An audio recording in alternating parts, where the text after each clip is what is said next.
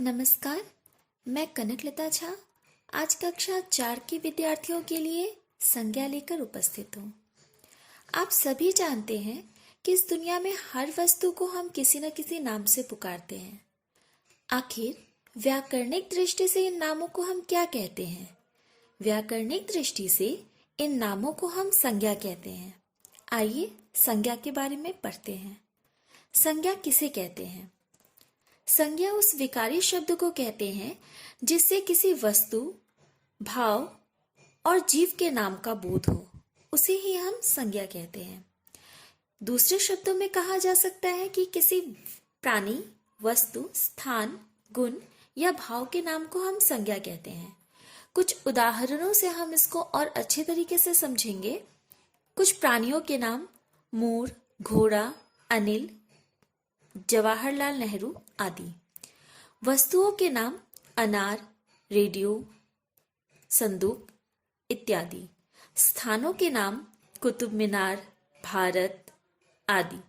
भावों के नाम वीरता, बुढ़ापा, मिठास आदि। इस तरह के कुछ उदाहरणों से हमें पता चलता है कि हम किसी भी चीजों का जब नाम से उच्चारित करते हैं तो उसे हम संज्ञा कहते हैं। यहाँ वस्तु शब्द का प्रयोग व्यापक अर्थ में हुआ है, जो केवल प्राणी और पदार्थ का वाचक नहीं वरन उनके धर्मों का भी सूचक है।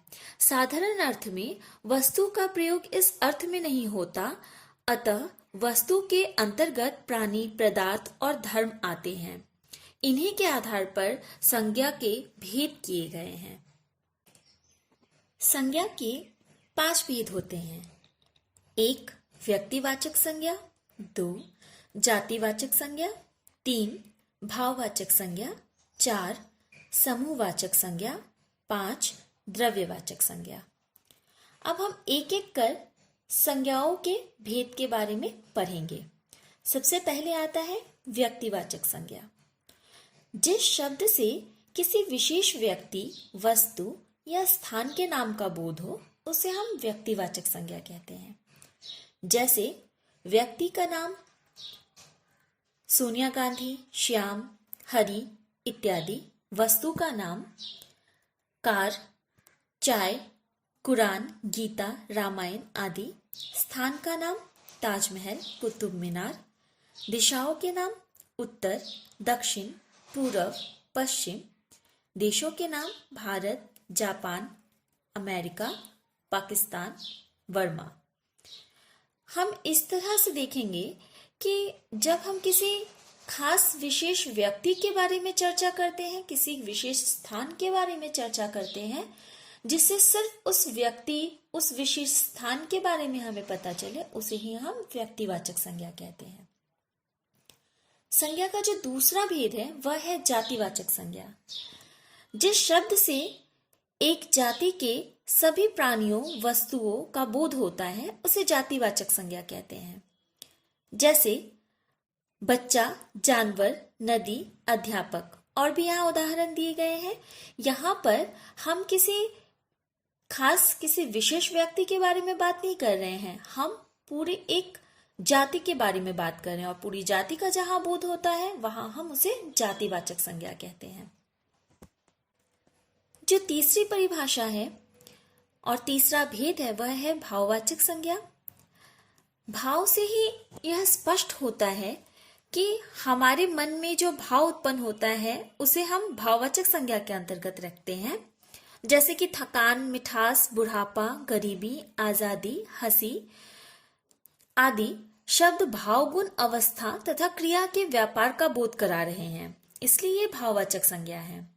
हम देखते हैं कि जिन शब्दों में से किसी प्राणी या पदार्थ के गुण, भाव, स्वभाव या अवस्था का बोध होता है उसे हम भाववाचक संज्ञा कहते हैं।